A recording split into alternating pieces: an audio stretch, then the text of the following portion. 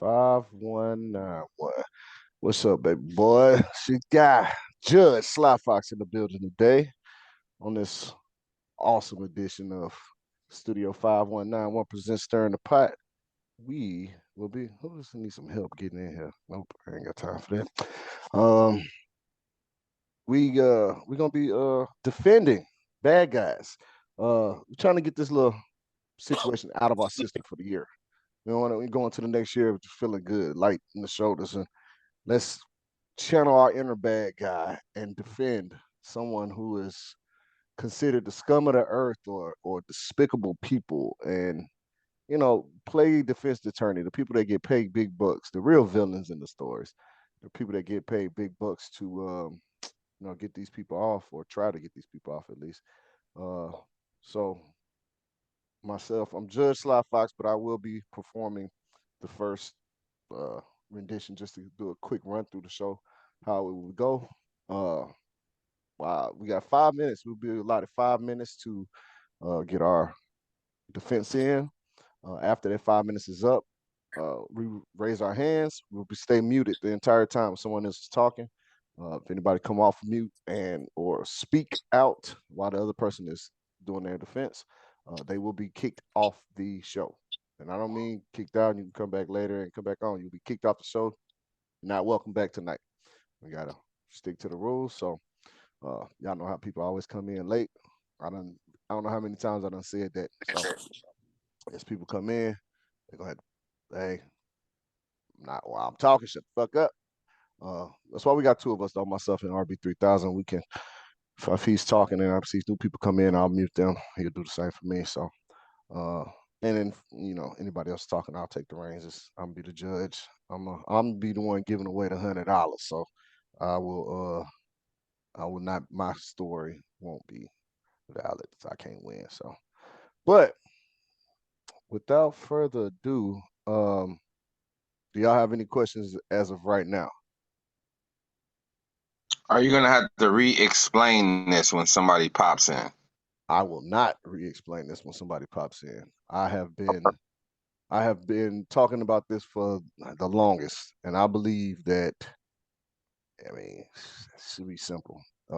Just and don't be talking when people come in here, man. I mean, and it's only fair to the people who chooses to come on time. that's true. True that. That So is true. Totally agree. yeah. So with that being said, y'all know we do a little hip hop rendition of damn near everything we do. So uh, I'm not that guy that's gonna be uh, this is a court show, so we're gonna have some court music, but I'm gonna do it a little bit different. He said, "Yeah, Mm-mm. let's do it." Burn up, burn, Mm-mm. burn up. Yeah. Mm-mm.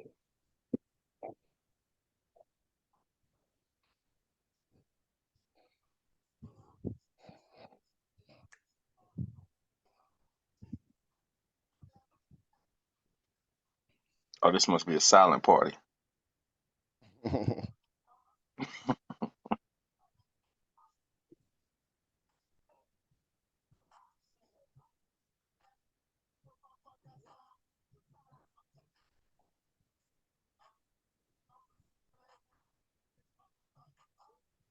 All right, now, all right, my 5 minutes to start now. It's 9:10, so at 9:15, RB3000. If I haven't stopped talking, please tell me to shut the fuck up. Or just tell me my time is up. Be nice.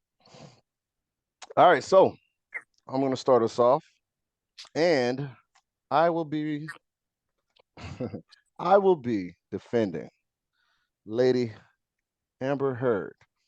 The from my research of going to Walmart and looking at all of the Aquaman toys that were out, the only one that only had one left, the highest merchandise seller, in my opinion.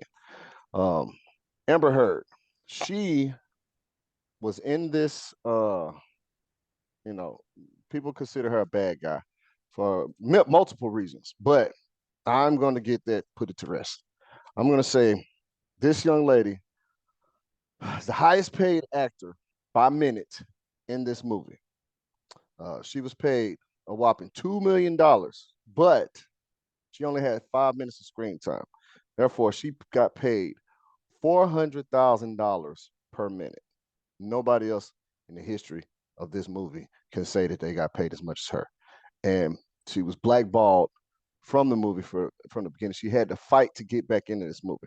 But all that aside, she was this is a classic case of men in power disrupting a young woman's career. This woman had done movies before she met Johnny Depp.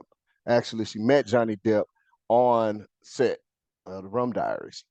And, as far as I'm concerned, she had a career before him. She would have had a career after him. But he set her into this downward spiral that is today known as Amber Turd. And I'm not standing for it.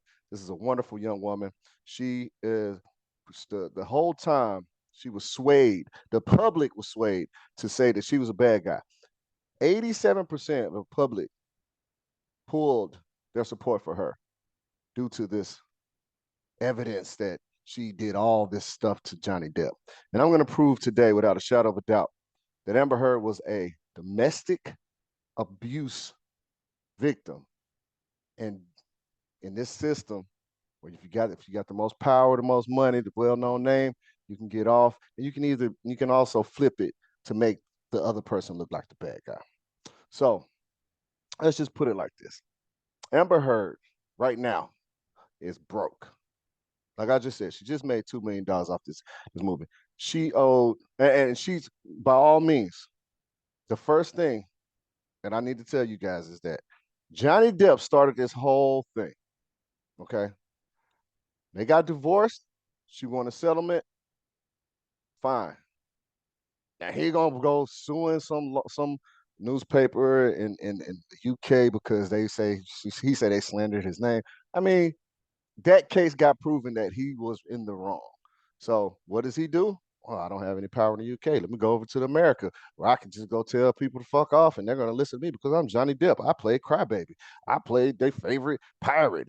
I played Willy Wonka. Like, dude, stop it. Okay, we understand you got power. This other lady doesn't. Amber Heard was just living her life as a divorcee. People wanted to ask her questions. She answered the questions truthfully. And then this guy comes along. He sued those people. He don't went over there, so he comes to America, sue her here. Now he sues her here, and of course he goes to court, makes a mockery of the courtroom, laughing every time, making people laugh in there. It was multiple times where the judge had the court was in contempt. Hey, silence in the court, order in the court, or I'm kicking everybody out. We're gonna get thrown out. And Johnny Depp was, oh, let me stop playing now. Amber Heard was trying to answer these questions, but every time she got a chance to ask a question, what was happening?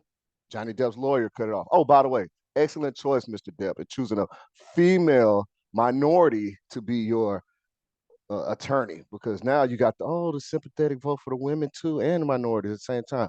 This guy did everything in his power to make my client look like the bad guy. This is bullshit. I won't stand for it. And you guys don't be fooled by this. This is a abused woman that has said her piece, and these guys wouldn't let her have it. Mr. Hobson, wrap it up, sir. Thank you. I'm open for any feedback right now. Racist. Oh, yes, Mr. Judge SlyFox, Your Honor, I would like to ask, can you put any context into why she defecated in that man's bed? I'm gonna put it like this. Wait. Is that what I really walked in on just now? Okay, go on. Yes. So, Mr. Randolph, we gotta refrain from now burst. Yes. All right. Let me make it short and sweet. I'm just gonna answer your question and move on to the next person's question. Have you ever been in a fraternity? Have you ever been friends with? Have you ever been romantically involved? There are people out here who are into scat.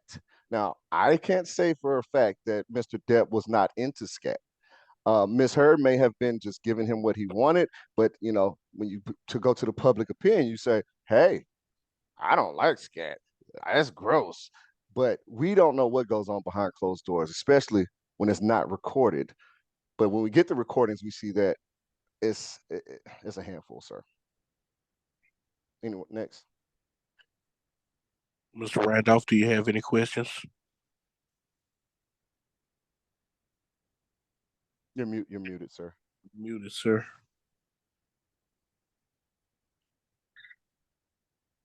Oh, Scott, you were muted. If you had something. Yeah, I was muted. My bad. Yeah, that was my main question. Is that what I'm walking in on right now? Is why Yes. why did someone defecate? Yeah. So Yes. that was the only question. My client misheard is I went to Walmart and I looked for merchandise. The last one. Everybody else was full. Iron, Aquaman, all those guys. Sorry, go ahead, sir. Okay. DJ B Love, do you have any questions for the defense? Yes. Could that be that they just ordered more stock of the stars, and they only had one or two of Amber Heard in there, and that said Walmart? That could be the case, sir. But let me reiterate that from my own research, when I went there, I looked at the slot. It said Aquaman in a stealth uniform, Mira. So she had her own slot. Each one of these had slots. Her slot only had one left, and I grabbed it. So I'm saying she sold out. She got paid I the most for the movie, and she got the most I merchandise. could easily counter that with easily just saying, what is the name of the movie? DC, Aquaman, and the Lost Thank Kingdom. you, right there. That's all. No further questions. Prosecution. Okay. Mr. SlyFox, would you like to call in the witnesses to the stand? You know what? Excuse me. I'm sorry. Ms. Stallworth, do you have any questions for the defense? Not at this time. Okay. Good. Carry on. You have any witnesses you want to call? You know what? I think that the whole world is my witness, and I'm going to go ahead and say this. My closing remarks for Ms. Heard is that the man with power. Let me see. I wrote it down. I wrote down my closing remarks. Mr. Depp won 10 million. He sued her for 50 million. He won 10 million from her, and he won 5 million for the punitive damages, which they reduced that to 350,000. But Miss Amber Heard also won in this case because Mr. Depp's attorneys defamed her.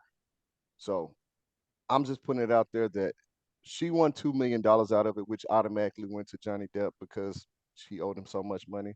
And eventually they settled out of court. So I believe this was a advantage Mr. Depp had, and all he wanted to do with this case was he didn't care about the money. All he wanted to do with this case was to make my client look like a complete ass, and this is what the public has deemed it to be. That's all I have. All right. I'm not a professional judge, but I think we may be against the law to keep mentioning Mr. Depp's name in here when he's not here to defend himself. Well, sorry. Go ahead. And also, it sounds like you don't have much defense for your client outside of the slander of, well, I ain't gonna say the slander, the mischaracterization of Mr. Depp. And I don't even know where that stops and the defense of your client starts because they're kind of interlocked together. Okay, sir. Can I rebuttal? I'm listening. The point of that I was making is that the case was made based off of character defamation. So this is a defamation case. So I cannot to promote her honor without saying reversing what he put out there. Okay, Andrea. Yeah, just a question for the defense. You're married, Mr. SlyFox. Is Yes, that I am. correct? Yes, Okay. ma'am. Well, I If don't understand what this has to do with the case, but okay. relevance, Your Honor. Ready. If your Ready. wife were to defecate on your pillow, would you question your wife's mental state? Me personally, yes, I would. But myself, I'm not Mr. Depp, and I don't know what kind of bedroom things they are into, so I can't go there with. So you think this was a consensual thing between Mr. Depp and Miss Hurt? I will not put that out there, but I'm not saying I have to put out there that it may not be what it seems. Okay, I just wanted to ask. Thank Uh, you. Yeah, I uh, think the fact thank, that thank you, I'm thank you, sorry. Miss Stallworth. Go ahead. I Oh, got you're hands welcome, down. Judge. Put hand down real quick. Well, with that closing, You got one hand up, sir. who is? Oh, I see. I apologize for that, DJ B Love. Yes, Your Honor. To add an addendum to what Miss Stallworth said, Mm. um, do you not think that that was just out of straight vengeance if said wife defecated on your pillow? Well, I'm to answer your question, no, but to And I mean, in regards to, let's say, heads, mental instability, tails, I'm getting your ass back. mm, no. My like I said in my defense, I wouldn't incriminate my client, obviously. So in my defense, I will say that they have bedroom fantasies or fetishes, and what they do behind closed doors in those bedrooms should not have came out. While Mr. Debt was trying to defame her, um, that's the kind of things that one would do. As in, let's say someone has a small penis, and when they have a sexual encounter with someone, and that person is unhappy, uh, my fetish. I mean, they're happy with the penis. Like, oh, small penis. I love small penises. That guy does not want to walk around with the woman wearing a shirt saying "I love small penises," holding her arm. So behind closed doors can be one thing, and in public, totally different.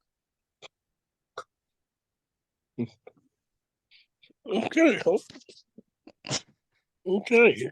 Well, now we'll go to the jury deliberation. Everybody use your little toolbox.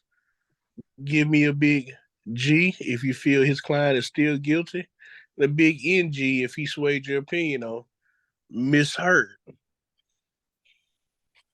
Wait, is the Quick client question, Your Mr. Depp? Honor. Is the client Mr. Um, Depp or Miss Hurt? I just had to. Say Is the again. what? I can't remember who the client is. Whether it was Amber Mr. Heard. Depp. Okay, Amber Heard is got it. my client. I'm the defense attorney. quick question, Judge. What is the charge she's being guilty of? Well, the case was a defamation case. So in the Or the case, defecation case? No, not no, defecation, defamation. defamation, He, Oh, he, oh. defamation. he said she was Yes. wrongly Mm. defamed by Mr. Johnny Mis- Depp. yeah, Mr. Depp, Oh, and okay. I got yeah, you. I mean that's all it was. The case was. Yeah.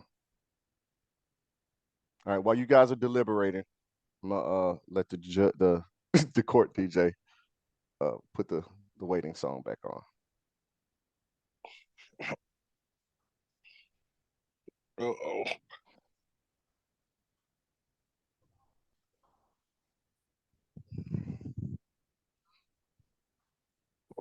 Oh man, we have a stalemate. So you look like we're gonna have to go into overtime because we are locked at 2-2. Oh, I see. Oh, mine don't count. Damn. You don't count. My mind don't count. I was like, I see three. I see three. Okay. Last gas. Okay, last gas. I do have something. Okay. All right, so Can I ask a question? I'm sorry. go ahead. Yes, ma'am. So the case is defamation. Defamation meaning slander. Slander meaning basically you made up stuff to tear down someone's public character. Yes. My question for you is, was anything that was released in the court proceedings a lie? Was any of it untrue? There we go, asking the tough questions. Excuse me for a second as I wet my whistle. Take all the time you need. On the vice of counsel, I invoke my Fifth Amendment. No, I'm messing with you. Truth is what can be proven, and in the public opinion court, everybody believes it because Mr. Depp said it. What has been proven in the case, we still don't know. It's he say, she say. And from the idea of the videos or the evidence that was brought forward, remember, this is Mr. Depp suing her. The stuff that she had to bring forward was basically to defame him to protect herself. So yes, it was a lot of deflecting going on, but none of the evidence. The only thing that she was on trial for was to say that he was abusive towards her. The evidence shows that she filed reports, she had pictures taken, but Mr. Depp's attorneys showed that, oh, this is makeup or whatever, but it was from a picture that they saw saying it was makeup, or saying that so all this other stuff about her defecating on his pillow and all that stuff, that's beside the point. I don't even this is that stuff that, oh, we're gonna make people laugh and say this stuff, and okay, if it happened, it happened, but what is the point of this court? It's to see if my character, if Mr. Depp was abusing my client. And Counsel, I don't know if I follow you, because in the whole defecation aspect was brought up by you. Now you're turning to say, like, why are we talking about that? We're talking about my client. So I'm trying to see where you're going. You're losing me right now.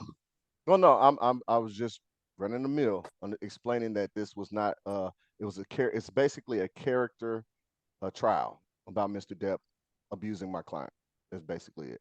All the extra stuff that I have responded to, gave you, I believe, quite vivid answers to. That was just extra. So I rest. That's all I have. If anybody has any more questions, I'll answer them. But that is it for me. Or as I say, Right, jurors. I rest my case. Right, jurors. In your deliberations, do you stand or anybody was swayed?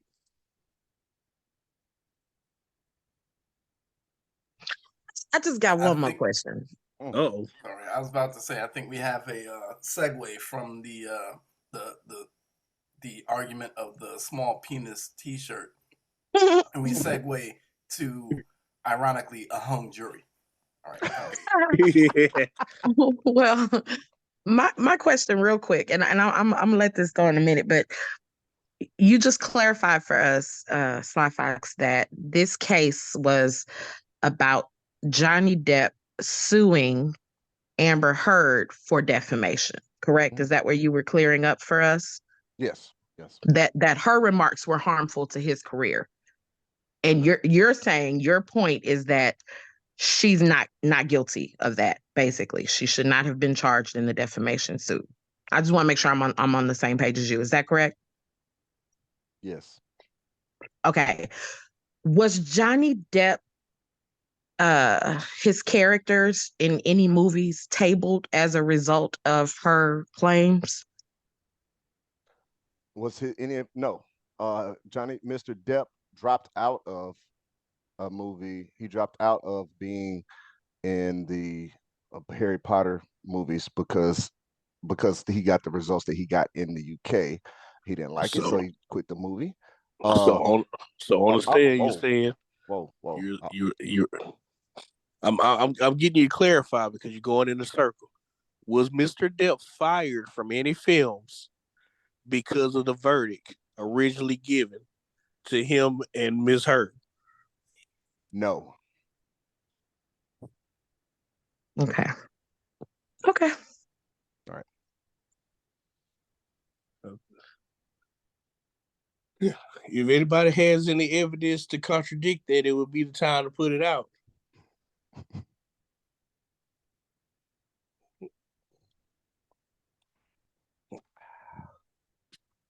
Well, due to the fact that we are at a stalemate, gonna have to say the tide on Miss Heard hasn't turned for the best or the worst. She's still an ain't shit person. All right, I'll take that. I'll take that. And I know it's over now, so I'll just say this. Mr. Depp was fired from being Captain Jack Sparrow because of the accusations, not because of the verdict in the trial. Oh my God! But that's what I said. I said Nope, accusations. nope. You said because of the verdict of the trial. No. Rob said it's because of the called verdict. I slick. said her accusations. Slick. I knew you was lying, but that's okay. Hey, It's all good. We knew you was lying in court. I was judging, so I didn't. I saw holes all in your stuff, and I didn't get it. Mhm. All right. Well, that was the Amber Heard session, and that was the dry run. So hopefully, we can move it a little bit, cleaner going into the next one. So, I appreciate that. That was fun. I enjoyed that. That was pretty good. But I mean, honestly though, I'm just gonna put this out there. We got somebody that's ready to go next. I just want to say I put this out there that the more I looked into this case, I really was kind of like, damn, that's the Hollywood treatment, especially how a lot of this new stuff is coming out with Diddy and how he's doing all this stuff and the big wigs and stuff. And beside the she got Elon Musk in her corner thing, like a lot of this stuff was stacked the other way, and I was like, I was always Team Johnny, but then I was looking at this stuff and I was like, what all you do? I mean, it's smart things. I'm not saying that she was innocent or nothing, but the smart things that he did was just put in place too perfect for me, like choosing a female minority as his lead attorney. And I've seen that the female attorneys get a lot of leeway as far as it goes when the judges are talking to them, when they're talking to their when they're what they call it, questioning the witness or whatever. When Miss Heard was on the stand, every time she asked her a question, anytime Miss Heard was going to give an answer, no matter if it was bullshit or not, if it wasn't the answer that the attorney was looking for, she cut her off. And then at one point, she told the judge, "Judge, I advise you to." I was like, "Damn! I mean, can the judge and you just do your part?" But I've seen the dudes do that, and they get told, "Hey, chill, like real quick." So I think that was a really smart choosing on Mr. Depp's side. And they asked him in court if Disney offered him $300 million and a million alpacas, would he go back and be uh, Captain Jack Sparrow? And he said no. So I do say it's her fault that he's not Captain Jack Sparrow, and I know that's like an ego thing. You fired me from my shit, I'm not gonna go back. But for you guys who's waiting for another Pirates of the Caribbean with Jack Sparrow being Johnny Depp, you can put that blame solely on Johnny Depp because he don't want to do it no more. Hey, why I'm gonna make them hoes money when they sue me for some shit I didn't do? So they can pay you. When they fired me for some shit I didn't do. I was gonna say they ain't suing, but so they can pay you. Ain't that the name of the game? Ain't that what you go to Hollywood for, to get paid? Hey, I ain't the judge no more. That trash bag whore lied on me. Hey, I read that Johnny Depp signed again to Disney, so I think that it's possible for him to make another Pirates movie. Look at that. He did it for the kids. He did it for the money. He did it for that money. No, he don't. He dressed up as Captain Jack Sparrow on his own time to see kids at hospitals. First and foremost, Johnny Depp has never done that. There's been other actors dressed up like Jack Sparrow to do that. I got $150 on it right now. Oh, you must have looked it up. Well, I won't take that. I'm saying that from my heart and soul. And if you ain't betting, shut the fuck up. You must have looked it up if you try to put money on it. So Okay, I'm not I taking see it. you. I see you just be talking out your ass. Thank you. Uh-huh. Yeah, pretty much once he said $150, I ain't had shit to say after that. Yeah. That man was doing that even after he got fired from Disney because he cares about the kids. They love the kids. I'm gonna tell you the truth. That is all PR. I'm going through this shit, but I'm still gonna do this. It's PR, dude. He got plenty of time. He ain't had no job no more. He wasn't getting paid for it. Exactly. It's PR. This is what he was thinking. He don't care about that. This is what he was thinking when he signed a new contract with Disney. Man, all Amber Heard got was PL. That's why Elon Musk on the side. Them penis lips, that's why that nigga be going to bat for that broke bitch. Have you seen her lips? Stop it. That is not penis lips, sir. Shit, he must love it. That nigga threatened to put Aquaman in litigation if they didn't get it, hold him 5 minutes. They was like, damn, nigga, she that good? That's Johnny Depp theme song when he come out on wrestling. All right. Who's next? Who we got?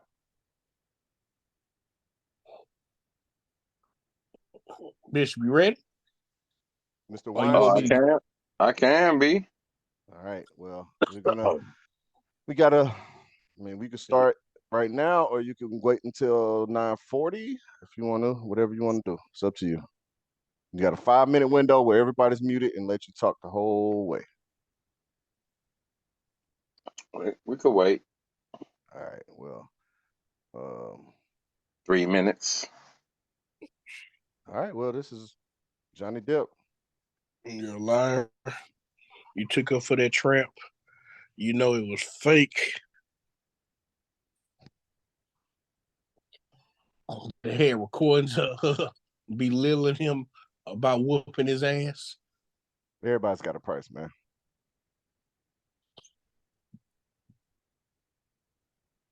And Johnny Depp says, how much did he sign that Disney contract for, babe?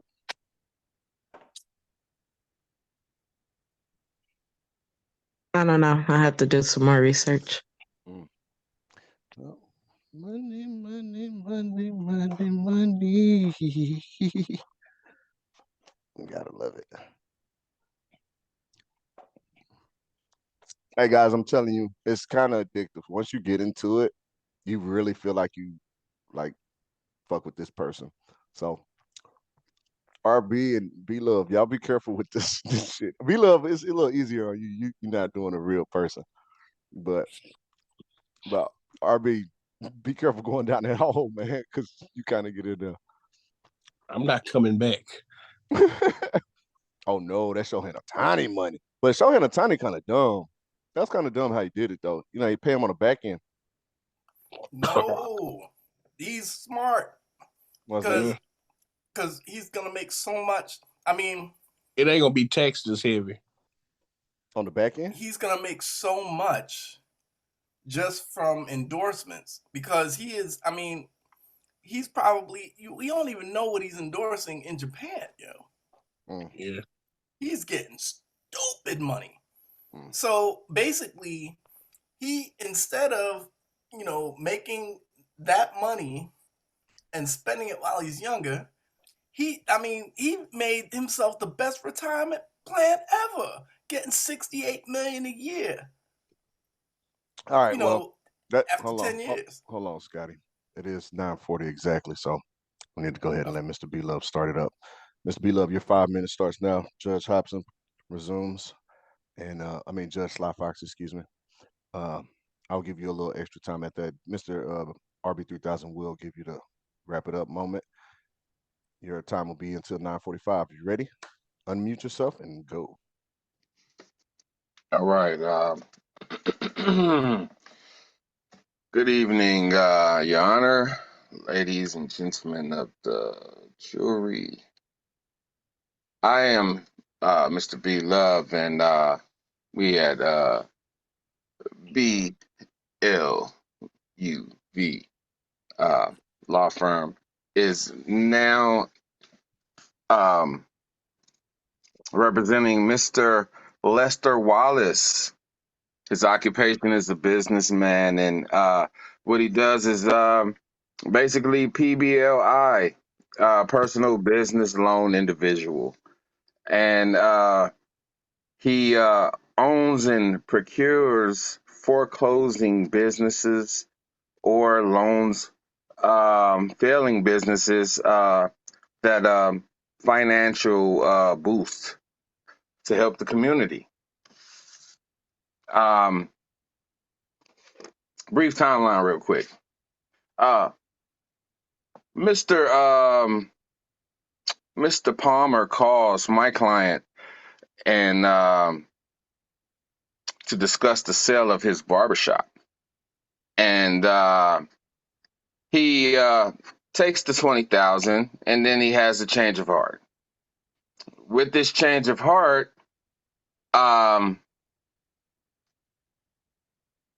my client was generous enough to offer him a basic option out with a fee. Of course, the fee was 100%, but it was still said in the terms and conditions ahead of time before he even grabbed the money. So, I really don't believe that my client is a villain at all. I really just think he is maybe guilty of being an overzealous, over-eager businessman. So,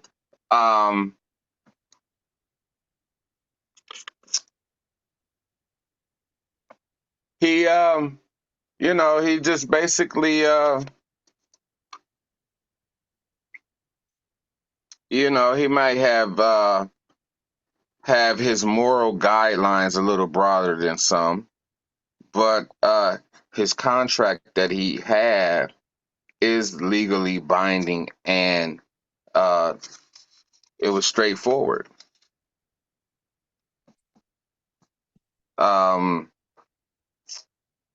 I would also like to file charges against Mr. Calvin Palmer Jr. from Calvin's Barbershop for breach of contract, breaking and entering, and possession of stolen property.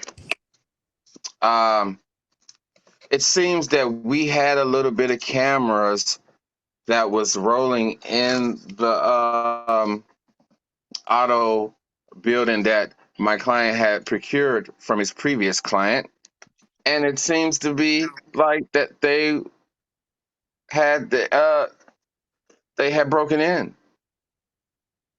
So we're definitely gonna pursue that and file that as well.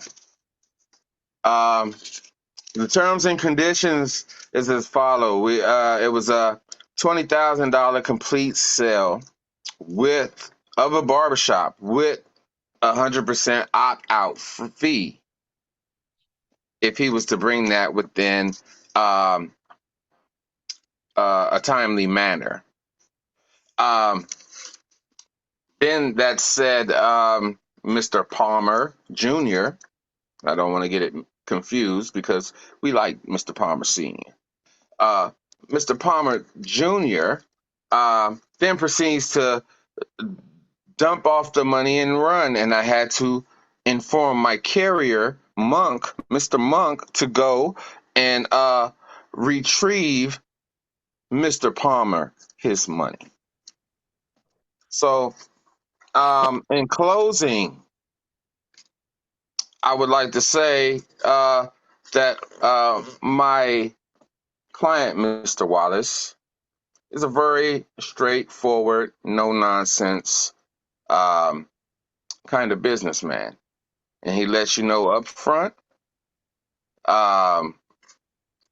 basically what his terms and conditions are, and if you choose to accept it, which everybody has.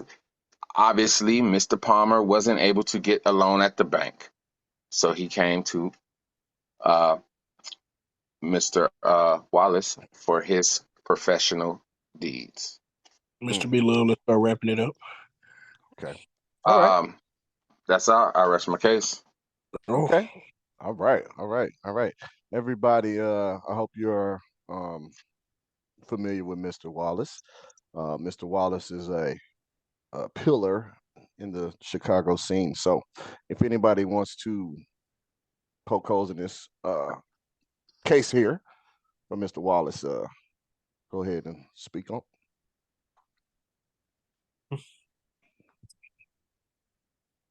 Okay, I'll start.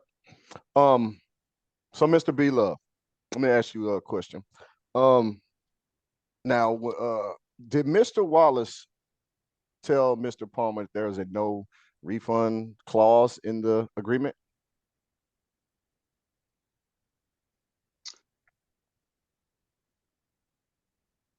He didn't say those words in verbatim, but what he did say was, do you know when you take this money, it is as a legal binding contract? All right. So does Mr. I'm sorry. And usually with contracts is different than like bill of sales. So, he basically gave him the verbal deed to the barbershop for $20,000.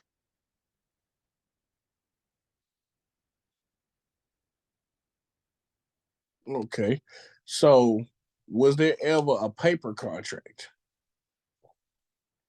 No, I mean it wasn't. My client is pretty much old school. He basically dealt with his fathers before the Watts riots, so So he kind of has a way of doing certain things his way. It's not advisable of something I would have do it. I would have rather had it in writing myself, but uh, you know, he's a man of like I said, old world situation. He was dealing with cash. I would have wrote him a check. It's things like that. It's just the semantics of it all. But he said verbal contracts can be legally binding too, Your Honor. Where are verbal contracts legally binding without proof? Besides the actual film that we watched that we know it happened. Yeah, I was gonna ask, was there a witness to this? Bishop's fold 4. Say that again. Are there witnesses to this? Because a legally binding contract has a witness or a notary. Well, I did have a witness, my carrier, Mr. Monk. He was Mr. my Monk? witness too.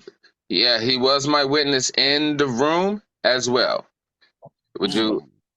So My Mr. Monk. carrier. Yeah, he works for me. So, all right. Well, let me. The court has some evidence. If you don't mind me playing here, Mr. Monk. You said Mr. Monk. That is. Mr. Monk. Yes. Was in the room when this legally binding verbal contract was made. Yeah. Correct. Okay. Exhibit A, Your Honor.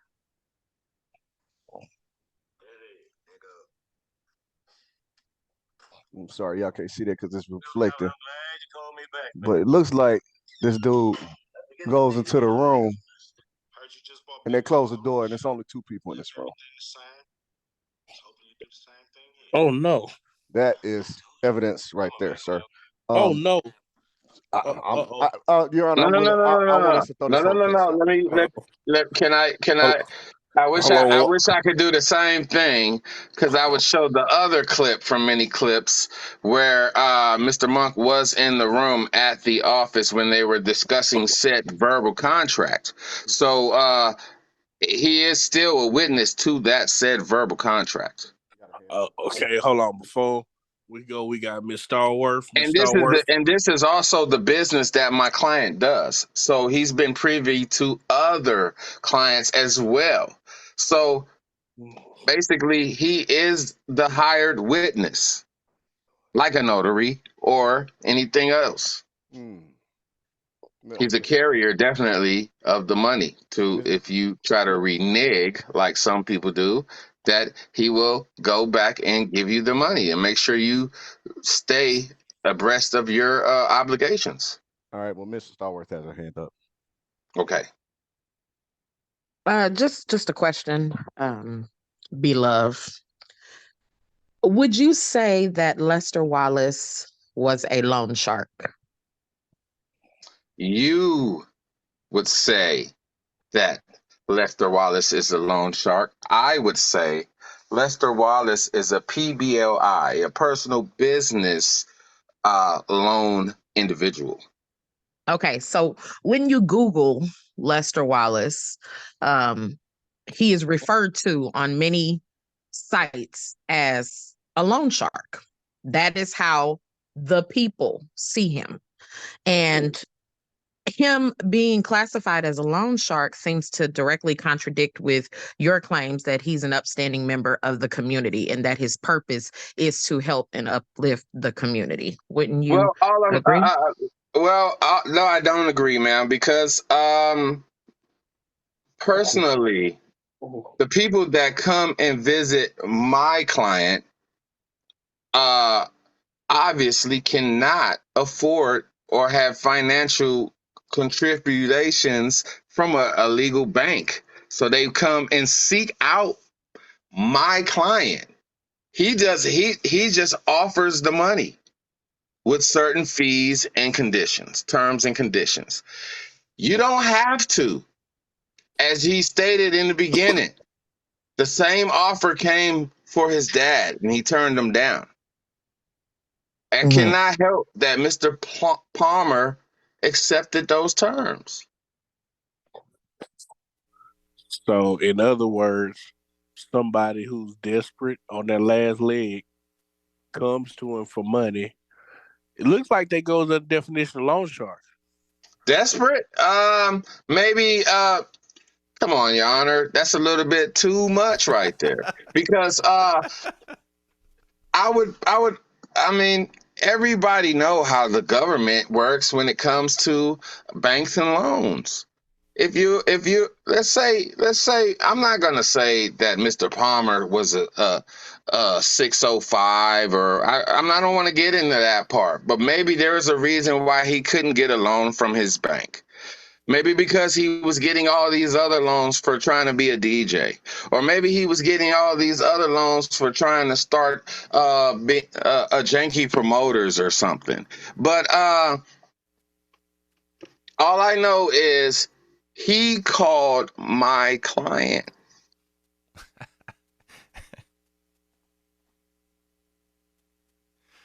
They called him. Like, matter of fact, he probably was even referred by the last client, the guy that got the auto garage that we just bought. Yeah. I just want to point out, you said that the government, we know you're right. The government, when it comes to lending money and things like that, and interest rates. You need to put your hand up. It's like 3 people hands up right now. Oh, I'm sorry. It's just that he was responding to my question and I had a rebuttal, but I apologize. I will put my hand up. I'm sorry. We have SlyFox, then Scott, then Jason G, then Andrea. Okay, I just want to. I did look at that footage you was talking about the handler being in the room, and this is what happened. If you can listen. The money is yours. The shop is mine. This is what he started with. The money is yours. The shop is mine. But I'd be willing to call off the whole deal if you were to give me my money by, say, 7 o'clock. No problem. I could do better than that. Give it to you right now.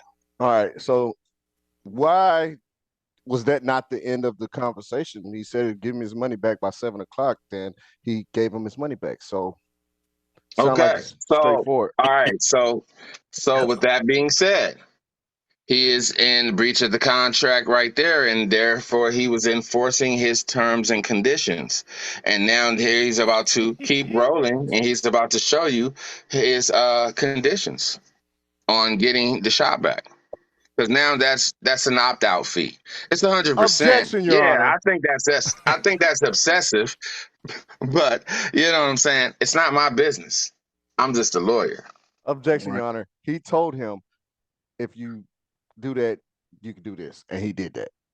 Yeah, but the reason of the clip. Keep rolling the footage. I would like, Your Honor, for him to keep rolling that footage.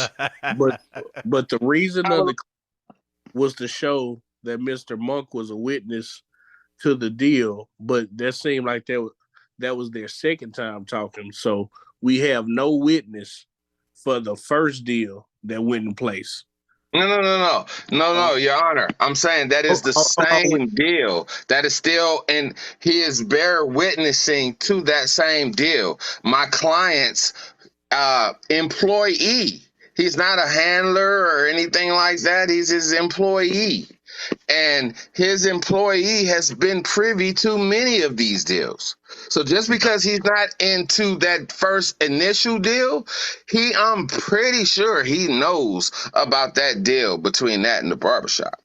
Noted. Mr. Randolph, what do you have, sir? Yeah, I know you answered the question whether you would say he was a loan shark. My question is, would you consider him a predatory lender?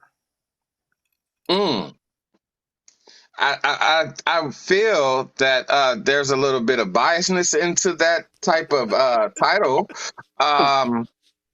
Lender for sure.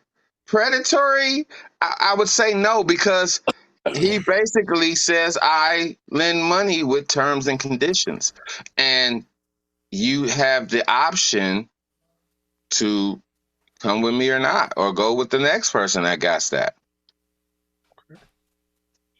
Okay. I never, he ever called him. He called me. That's all I got to say about that. Jason G. All right, so I don't really have a question, but I'm definitely going to make a statement in support of Mr. Beloved. The bottom line is, if he's a loan shark, predatory lender, I see him as a black man first. And the bottom line is, if we aren't going to hold these corporations accountable, why are we going to obviously hold this black man who's trying to do the best he can within his community? Obviously, he's definitely taking advantage, but the bottom line is he's a businessman. This is business. And if he changes the terms, that's on my man's. So, like, to his point, like, ultimately, like, he's running his business the best way he knows how. Again, there's no friends when it comes to business, when it comes to returning these loans, as I understand it. Like, to, I guess, the point that SlyFox was trying to make was like, he gave him the money right back. Like, once that interest starts building up, and whatever his terms is, he obviously doubled it. So yeah, it became a 100% loan. So is it predatory? Absolutely. But that's the risk you take when you're obviously going into trying to get this loan from this man. I'm pretty sure your boy knew what the risks were, and if he didn't, that's on him. Yeah, sir, I understand. But that's why I'm asking for the paper contract, because this handshake deal is in the streets. So, I mean, whatever he does. But legally, in my court of law, I don't have any proof on any promises besides this. Well, we talked about it and I said this. Oh, you got proof in the witness, and obviously his employee was there. He saw it. So his employee saw the second conversation. He didn't see the initial conversation. I get that, but again, he got a witness to what their contract was at that moment. We got Andrea, then we have SlyFox. Yeah, mine is quick. It's just the point of contention, obviously, is was this a legal business deal or wasn't it? Beloved pointed out, government contracts and loans and things like that. And while the government screws over many people, they very plainly lay out terms and conditions. Now, it's possible that those terms and conditions could have been laid out and not read, because we all skip over contracts sometimes and terms on them. But the point is they're provided. So it's very easy for the government to say, hey, yo bad, you should have read them terms and conditions that you signed on. There are no terms and conditions ever printed so that this man could have signed on them that could justify the crazy exorbitant amount that he's charging in order to give that man his shot back. So again, I don't see where anything's legally binding. And the witness wasn't witness to terms and conditions. There was never a conversation that said, hey, take this money, but if you change your mind, I'm going to charge you double. As a rebuttal to your rebuttal, I really want to say NS, but I'm not. I feel that because you said what you said, I only got 2 words to say, and it's verbal contract. It was a verbal transactional agreement. Definitely, it was. You're not gonna have anything written down if I'm spewing it out of my mouth to your ears, to your brain. If it's a verbal contract, you're hearing it auditorially. You know what I'm saying? So you are basically hearing and understanding from my mouth to your ears, Mr. Palmer. If you touch this money, if you take this money, you are agreeing to my terms and conditioning as the PBLI, personal business loan individual. And because he's coming to me on a street level, that's what you're dealing with. You didn't go to the law or to the bank. You didn't go to the credit union. You came to me, my business. Your client? Yeah, my client. I'm speaking as Lester Wallace right now. Oh man. Hey, I'm trying to If find you out. can tell, I'm smiling right now. I'm trying to find out. I see it almost seems like you have some personal investment in getting this money back. And I'm trying to see who actually Oh loaned it. yeah, I forgot. Did you not hear my part with the charge? Like I want him brought up on charges, and if there's any money, if anything, like I said, I wanted to prove that my client is just a businessman. I mean, some of his businesses might be a little bit less than upstanding, but he's not a villain. That's what I'm saying. Don't vilify my business. He can run for mayor in Chicago. So if they have a barbershop 3, I vote that Lester Wallace gets Me the 4. mayor position. Me 4. 4. Okay, SlyFox. Okay, this is the last little piece. I got a 2-parter. He asked for the evidence of the rest of his part, so I'm gonna give it to him. 40G. All right, right there. Now, you said the bodyguard was there for the contract. The bodyguard was there when he told him he was going to charge him 40 extra G's. First and foremost, that don't count. And then secondly, I want to talk about what Mr. Jason G brought to the table for you. So Mr. Jason G is reporting that this black man that he saw first. I want to see the other black man first. I want to see Mr. Calvin as an upholding citizen, barbershop owner in the Chicago inner city. And Mr. we haven't said, nobody said it yet, so I'm gonna go ahead and say it. Mr. Wallace's idea was to take the barbershop and turn it into a strip club. What kind Objection, Your Honor. Objection, Your Honor. Irrelevancy. Irrelevancy. That's why I never brought it up. Hold on. You have to give the prosecution time to speak. What? And its relevance is speaking to his character. You called him a pet, whatever that word is, citizen in Chicago, and I'm pointing out that Mr. Palmer is that guy, having a barbershop where people go to have conversations. Anybody that goes to a barbershop knows that's where you go to have your conversations, where you talk business, where you talk politics, where you talk whatever happened in the world. A strip club, the music is too loud for you to do anything but watch booty go up and down. So therefore, you taking away a place that kids can go enjoy themselves, women who don't like strip clubs can go and enjoy themselves, and men who don't like strip clubs can go and enjoy themselves. This is the place that is for particular people. Strip club is for particular people. Barbershop is for everybody. That's all I got. Your Honor, since since my objection was not overruled, You trying to strike me?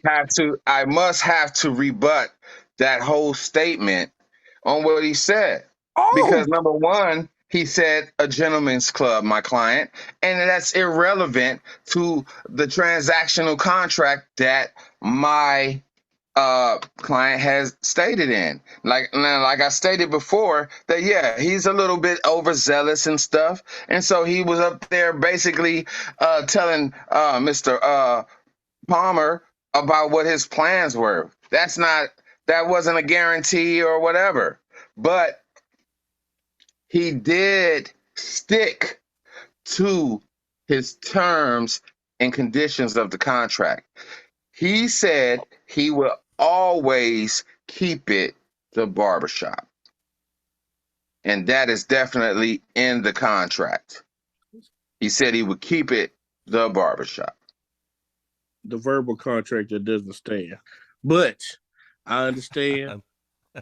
So do we have any more from the prosecution?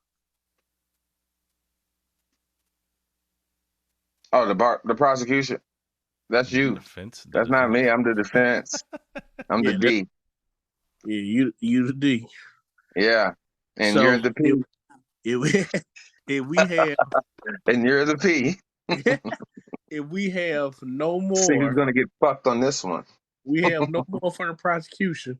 Just open up your taskbar, give me a G.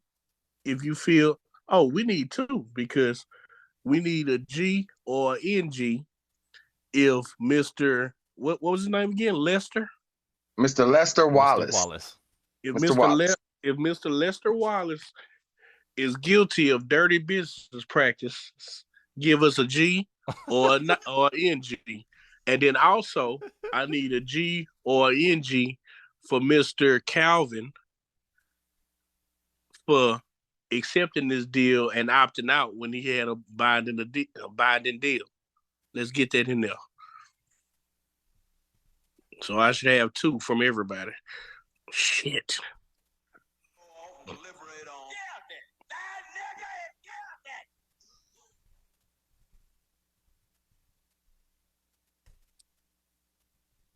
So the NG is that he's good. The G is that he wasn't, right? Yeah, NG is not guilty. G is guilty. Okay, so it could be NG/G. Okay. Okay.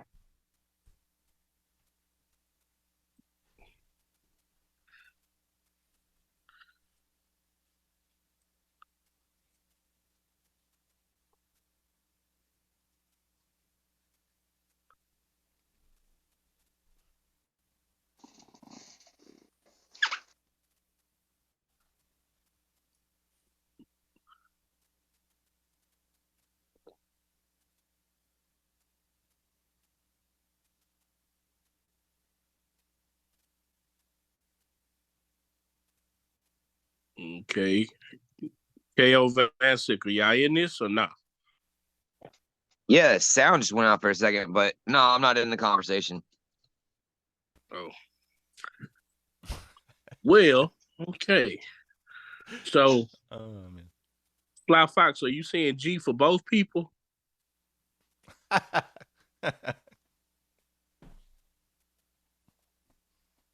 Huh? Yes, sir, I am. Yes, sir, I am. Yeah. So, all righty, Mr. Wallace has one guilty, two guilty, a non-guilty,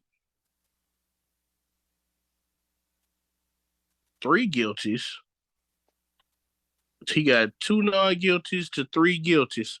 So the court is going to have to find Mr. Wallace guilty of being a predatory lender. Oh, B-Love, you can't vote for You can't no guy. vote. He tried. I'm not mad at him. I'm not mad at him. All righty. Then we have, for Mr. Calvin, we have a guilty, not guilty, not guilty, guilty. So we 2-2. Oh, and Miss Kim Diamonds put him over. So Calvin would happen to be guilty for accepting money with no intention of paying back and breaking a legally binding contract. He had no intentions of paying that back. You know why? Because he said, I'm so glad at least I'll have you having the shop there, Wallace. So he didn't have no intentions of paying that money back. But It was he a paid complete him. sale. It wasn't even a loan. It was a complete sale. So in conclusion, Mr. Wallace was an ain't shit nigga, but Calvin was an ain't shit nigga also on his end. Oh my goodness. Any objections to the ruling? No. Let's get it. Good one, B-Love. That was good, B. That was good. Hey, I wanted to pick one that I could probably honestly try to defend. You can never trust somebody who didn't work for what they got. He got it from his daddy, so he don't know the preciousness of working hard and appreciating. You talking about Calvin, huh? Yeah, that's why he accepted it in the first place. But in the rules of law, this is outside of bank and predatory lending. A verbal contract would stand. This isn't Also in the rules of any law. terms that would even go. And Also in the rules of law, he took that envelope, so possession is 9/10 of the law. Hey, it all stands. Hey, that nigga guilt. That nigga, I said I'm talking about Cal. Both of them, shit. Yeah, it all stands. It is what it is. You got to prove it. We saw it on the movie, but if they make a deal behind closed doors, you still would have to prove it in court. And that's what that put me over. Not guilty for that, because And he drunk the apple juice. Man, that was a whole nother movie and a whole nother nigga. It wasn't even the same thing. Anyway, all right. Who's next? Who got enough? That was good, B. B, I think you well, we was only doing your clients, so I would say you won for Calvin. That's a win for Calvin, but you lost for your clients. So yeah. Okay. Who next? I got it. Oh shit. All right. It is, give me 2 minutes. Give me 2 minutes. And you start at 10:15. Was there anybody else that wanted to go? Yeah, I got one. Oh, okay. All right. Look, my man Scott. I'm about to call him guilty for falling asleep all the time. I'm giving you this. I'm getting back to you.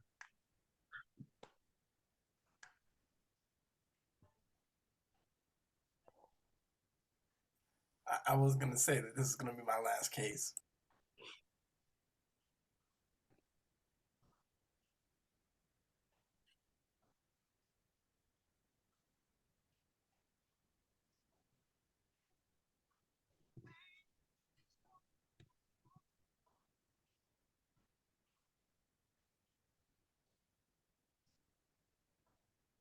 That's smooth chocolate.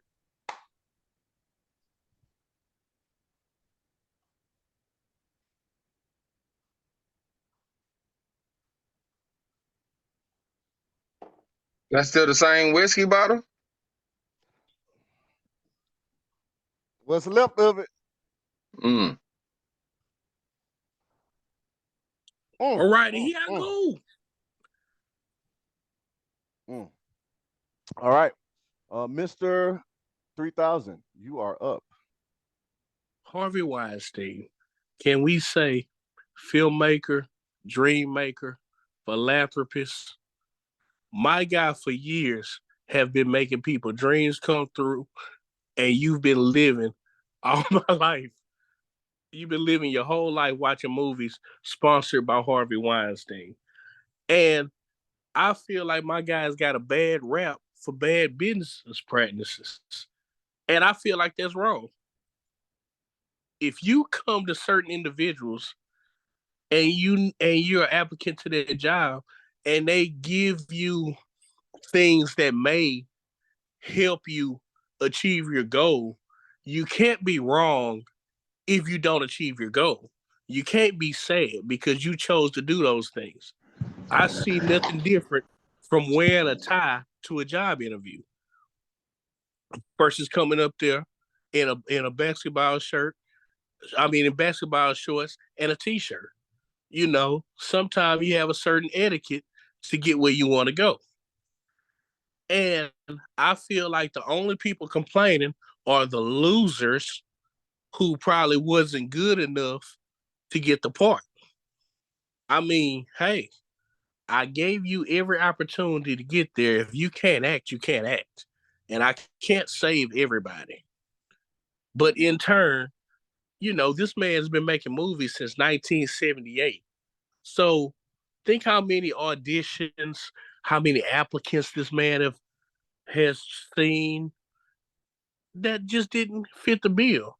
But now, since they did everything in their power to help them succeed and they didn't get over the hump, now he's a sexual predator, someone who's just taking advantage of the weak. And I don't see that.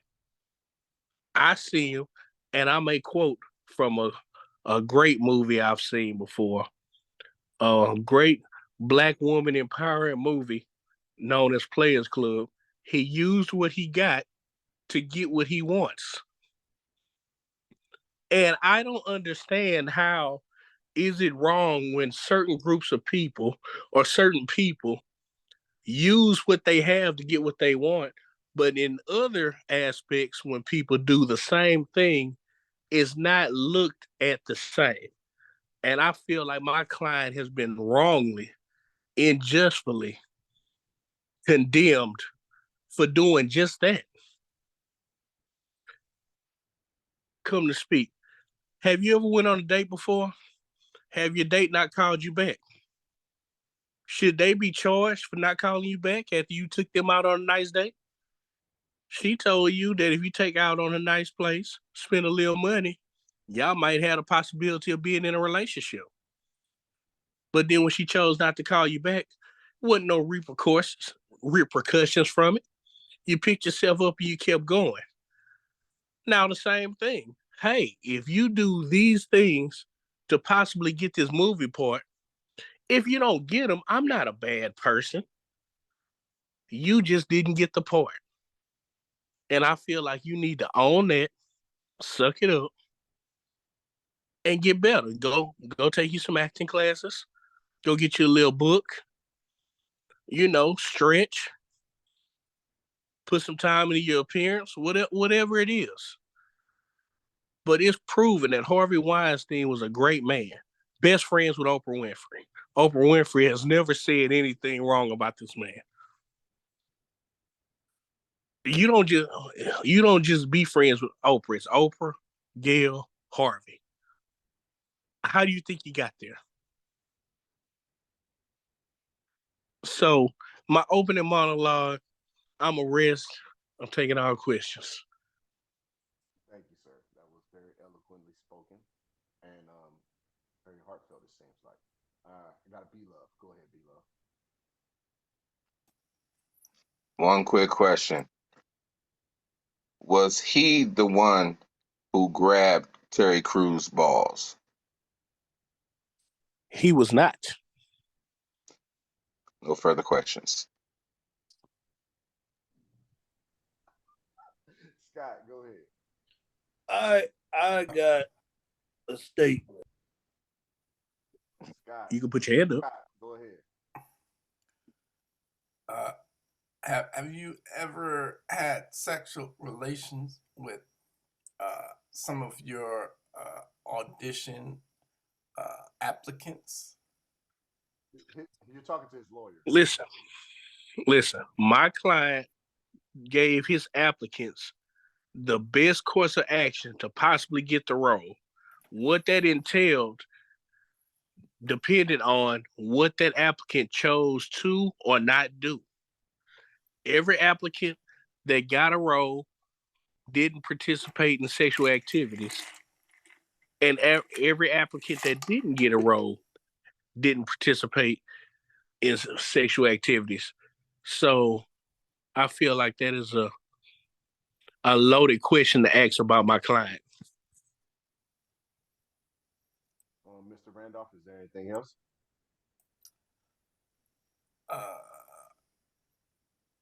I mean, yeah, I don't really have anything else. All right, Miss Stallworth. If your client is a great man, why did he bribe and intimidate and reach out to high profile people to assist him in keeping these allegations from even coming to light? If he had nothing to hide, if none of this was true and he truly was this great man, why are you bribing people? My client is a great man. Not trying to be. My client is a great man. But sometimes you might have a better relationship than somebody than me. Look, I understand that motherfucker broke and need a little money. Let me give them the money so they can stop trying to tarnish my name, because obviously they trying to get famous off my client's name, and he just tried to keep it from going to the media. You know, the question you're asking is like, well, if somebody was innocent, why they settled out of court? Maybe I just be wanting shit to go away. And that's what my client did. He seen what these people was trying to do. He tried to get rid of it. And in turn, they used it to vilify and demean my client as a bad person. But again, he's never forced anybody to do anything. Maybe a suggestion, but he never took it. He didn't force you to do it. Okay. All right. Miss Stallworth, would you like to rebuttal that? No, not at this time. Okay. Um, okay, Jason G, go ahead. I understand the dynamic when it comes to the he say she say stuff, although according to my sources, more than 80 women basically made allegations of sexual harassment or rape. That doesn't sound like you know, listen, I got you. But how many movies have you made? He's been All right. making movies since 78, 79. That's over 40 years. I So do that. just if you did auditions and 2 women a year did that, that's more than 80 women. Sometimes time adds up and the number sounds exponential, but you know, it's a lot of motherfuckers who didn't make it in life, and you know, quick money grabs come. And All it's right. okay. It's okay to say, hey, I failed in life, but some people can't accept what they did. They wasn't good enough. It wasn't their time, you know. And sometimes you gotta take ownership of your actions. All right, cool. To your point, as far as him being successful, obviously, I have to question him on some of the decisions that he made. Because again, some movies I'm a big fan of, because essentially I'm a big Kevin Smith fan. But things like The Never Ending Story 3, Halloween Resurrection, and again, I love Kevin Smith, but fucking Jersey Girl, all horrible films, bro. Do you have any rebuttal to that with regards to? I mean, you're saying this man is success, but I want to remove that last statement from the record, because the quality of his movies are not under review. We're talking about the character of the man. For me, that's a judgment of character, because ultimately he greenlit them bullshit. So like, I'm looking at you, bro. Like, what's up with that? That man is trying to turn it around and judge my character all right. Listen up. On a subjective matter, because he didn't like a movie. A movie is subjective. That we're gonna strike that last questioning from the record. Okay. Thank you, Judge. You okay, client? He'll never come for you like that again. I gotta change my name back. Hold on. All right. Anyone else? You know what? I want to take a shot at it real quick. Mr. 3000. Oh, the judge gonna come for me? Wow, I've been playing fair the whole time. Oh, yeah. Well, I just want to say that while he was on trial, Jane Doe 1 and Jane Doe 2 did come out. What? Let me finish. They came out and they said that he forcibly raped, forcibly oral copulation, and sexually penetrated with a foreign object. What do you have to say about that? How would you force your mouth on a vagina? You asking me? Yes. I own a gun. I can, hey, open your mouth or I'll shoot you. I don't know. How It's do you plenty of force your ways to mouth? do it. How do you force your? They didn't say at gunpoint. How do you force your mouth on a vagina? Well, they said they were penetrated by foreign objects, so maybe the foreign object. I don't know. I'm not. So you're saying the good thing about it is, victims gonna say the most heinous things to do it. You know, when somebody's trying to paint a picture and that person is already losing in jury of public opinion, of course you're gonna say the most heinous thing to make it sound like this person's a monster. I do one better, and I ask you a question. What were they doing in the presence of my client? I mean, he's a big producer. They were trying to get something from him. And because they didn't get what they wanted from him, now he's a bad person. Thank you. Ms. Allworth, you have anything to ask my client? Yeah. Do you believe that consent can be revoked at any moment during any acts of sex? Consent can be revoked at any moment in regard to sex, besides after. So is it possible that some of these 80 women, just over maybe a 45 handful of them, over 45 years, excuse me, maybe they were on board for what they thought was going to be a sexual exchange at some point, and at some point during the act changed their mind? It's possible, but I like the words you use, sexual exchange. They were exchanging what they thought was their sexual acts for a part in the movie. Then when and that's irrelevant, though. No, it's Objection. perfectly. Objection. Let's stick the course. Stay to the course.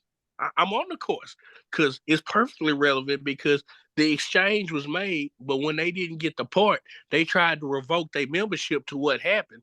But your membership was valid during the action. You can't revoke it later. You can revoke it before, during, while. I'm with it. But you can't revoke it 2 weeks later because you didn't get the part. Except this is like 40 years later for some of these people. That's even worse. Ma'am, you're asking for the question that you're asking. That makes it even worse. What he's explaining. So, not in my opinion, it doesn't.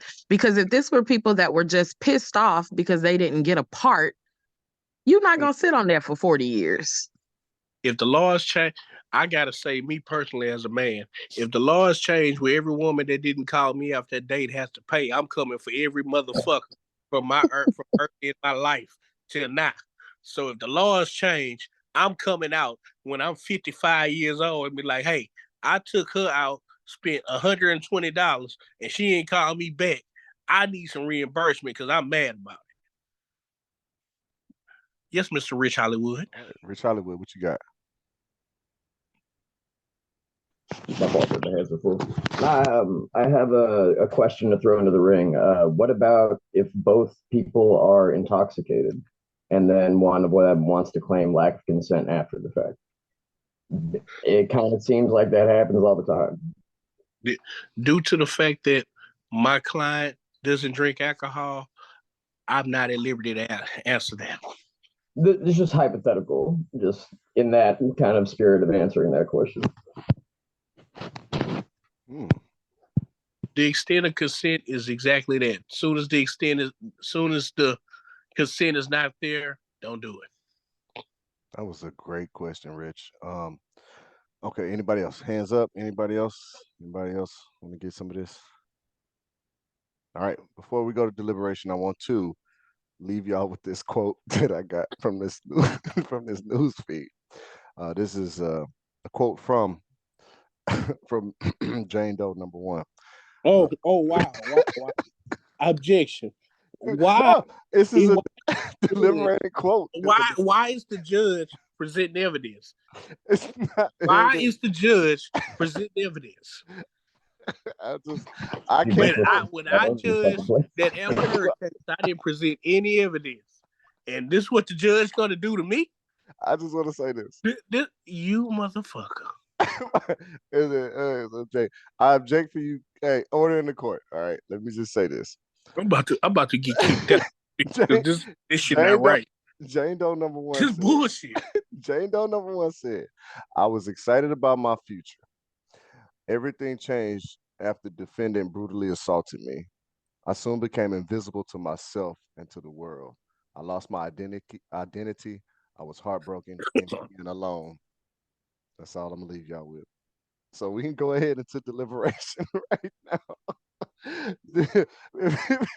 You can put a G, put a G for guilty and an NG for not guilty. This dude is trash, bro. You fired from being the judge, bro. Like, for real.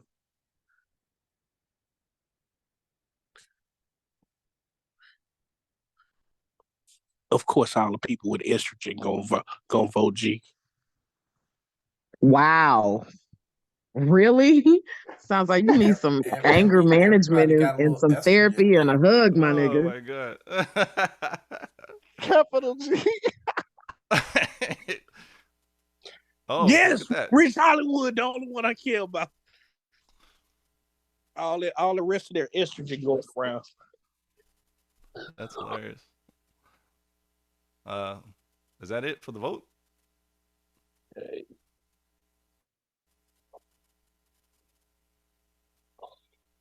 Y'all horrible. All right, so if that's it for the votes, let me go ahead and tally it up real quick. I got 1, 2, 3, 4, 5. I got 5 guilties and 1 non-guilty. So as it goes, that means it ain't nothing but a G thing. And according to this jury and the judge, Harvey Weinstein is still guilty. Hey, can I play something real quick? You got something? Here, by all means, go ahead. That motherfucker's guilty. That motherfucker's guilty. That motherfucker's guilty. That motherfucker's guilty. That motherfucker's guilty. That motherfucker's guilty. That motherfucker's guilty. That motherfucker's guilty. That mother. All right. Woo! That was great. That was great. I have nothing but hate in my heart for everybody else. I ain't even gonna lie, I'm not here late, and I heard Kevin Smith. That's the only reason I voted not guilty. Hey, except for Rich. He's good, right? I'm like, oh wait, no. All right, check this out. It is 10:34. We still got one. Who we got? Jason G. You ready? Yeah. All right. Give us when it hit to 10:35. You're a go. I'm gonna hit this skirt on it, so it's like, you ready though? So yeah, I'm ready. So I know you got a certain amount of time. Oh, you good. All right. So ultimately, this is about your boy. First and foremost, good evening to the judge and the jury. I am Jason G, and I'm here to defend Debo from Friday. Ultimately, he was looked at as essentially the villain in that film, but I'm here to argue that he was a product of his environment, and ultimately, he never stood a chance based on the prison, the school to prisons pipeline. The community kind of failed him ultimately, and he had no other choice but to kind of take the route that he took. Most people are looking at it from the perspective of, well, everybody else was working class, but it's just like, I don't know why the community kind of failed Debo in that way. Nobody showed up for Debo. To my knowledge, he ain't had no family, and so ultimately, the only person that he did have, he was probably abusive to. not probably, definitely based on the film, but when you look at the circumstances, it probably had to do with his upbringing. We really never questioned what happened with Debo in his childhood. We just looked at him as, that nigga you don't want to come across because he's the bully of the neighborhood. But why was he the bully of the neighborhood? And I'm here to basically suggest that it has everything to do with the fact that the system failed him. And ultimately, the only route that he knew how to do was rob. Big ass nigga. Ultimately, he's the guy who basically gonna take what he needs to take. And yeah, that's it. I'm here to basically take questions, comments, concerns, but I'm here to defend your boy because ultimately he did what he had to do to survive out there. And, Wow. Okay, you getting straight to it. You want the Yeah. question. Let me just clarify something real quick. You are defending Debo, saying that any wrongdoings done by Debo should be nipped in the bud based off of the product of his environment. Yeah, I don't think he would be who he was if he had supported the community or if ultimately the system didn't fail him. Okay, got it. All right, questions. That was very quick defense. That usually is a sign of confidence. Let me ask you a question there, Jason Hands G. up, hands up. Oh. We do not just blurt out. Oh, hey, B-Love, what do you got, sir? Let's say that there's like a person that is on the spectrum with autism or something, right? But he's like in his 30s and goes on a rampage and shoots up the neighborhood. Got his dad's gun or whatever. Kills a kid and everything. He's on death row. Should he be executed? How autistic? That's a very interesting question. Ultimately, I mean, should I should think he should it definitely should it pay be for what, that. 5 and up or something? What, I mean, I didn't know if it was going to be like the If it's thing is, the point I'm absolutely- making is that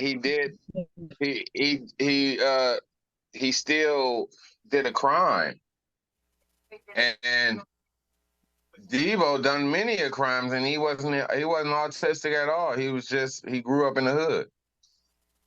So I mean, for me to condone him for not having a different area code would be kind of ludicrous to me. Excuse me before y'all do more exchanges. Just remember, everybody, we do not blurt out. Stay muted until you raise your hand, and we'll keep it going. All right. So, Jason G, what say you of this? I think it's an interesting comparison as far as again, I'm looking at the system from the standpoint that it's one where ultimately, when you look at Debo and his circumstances, there are people who obviously still manage to obviously do what they do in the system. But I'm saying overall, again, the system failed him. There was a time in this country where it was illegal as a black person to just exist. So if you're gonna go based on a law, I don't trust in the system in that way because the system is corrupt. Okay. Beloved, do you got anything else on that?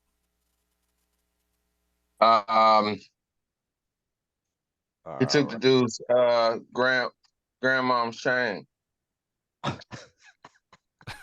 took the dude's grandma's chain. Yeah, I ain't talking about the bike. Took the grandma's chain. He took his chain and the bike. And I'm saying he probably would have been, if he obviously had a decent household, he wouldn't have done that. There's a lot of people that has poor broken homes that didn't do that. Excuse me, Michael Evans. Let me say this, Mr. B-Love, you're about to be in contempt of the court. You asked the question, he answered it. No need to elaborate. Okay, we good on that? We good on that? If you have any further questions, you can raise your hand. Miss Stalwart. Yeah, B Love actually was making a very good point that I'd like to continue real quick about, if Debo was in fact a product of his environment, which is, not a bad argument, but there were other people on that block, on that street, in that neighborhood that were also products of the very same environment. Yet we only saw Debo going around robbing niggas. So how is it that him being in that environment is justification for him being the way he was, but everybody else turned out okay? And my question to you, my second question, I'm sorry, it's two-part, is did they ever give us any true insight into Debo's home life?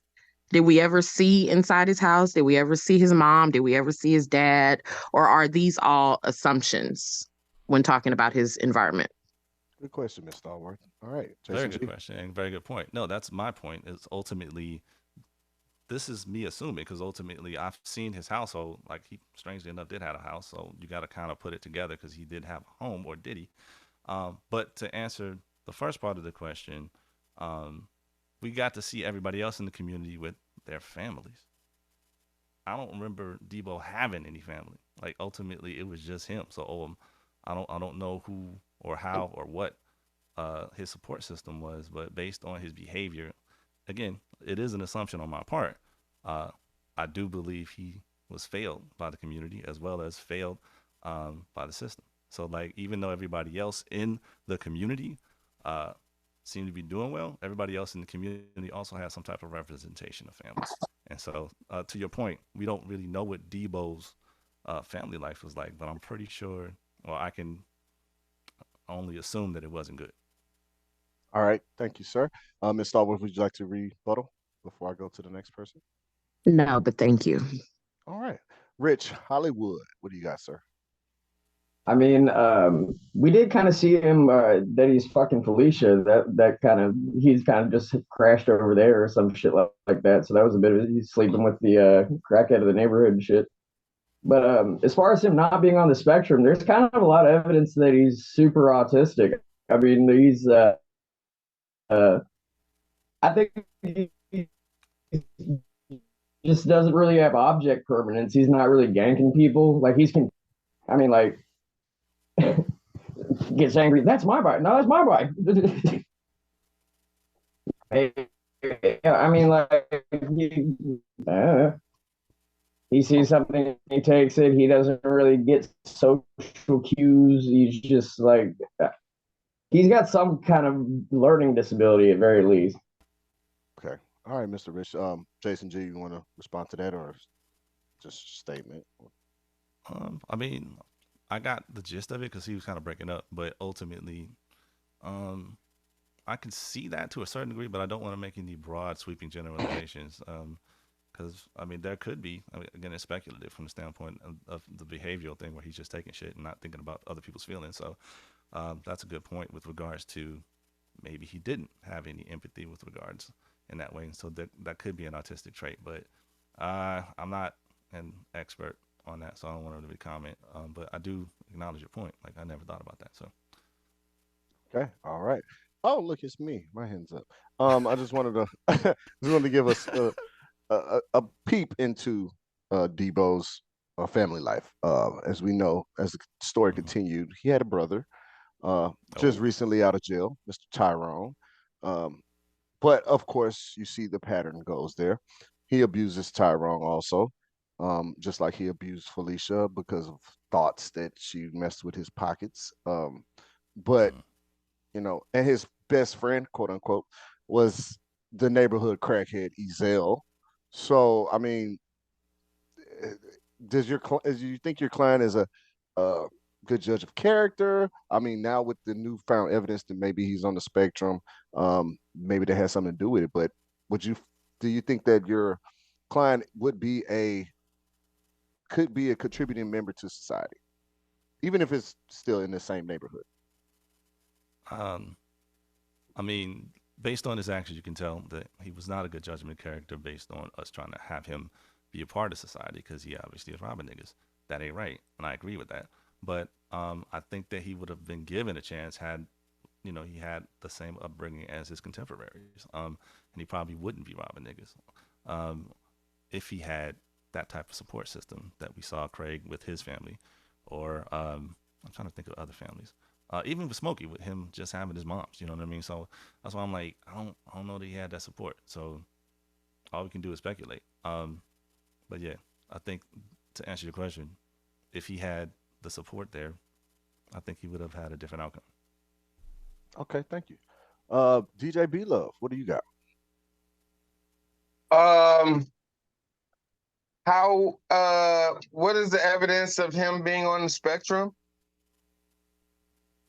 Oh, there's no evidence. It's just suggestive Okay, based okay. on So with that being Hollywood. said, I mean, you're not assuming just because he has a lazy eye that he's on the spectrum, right? Correct.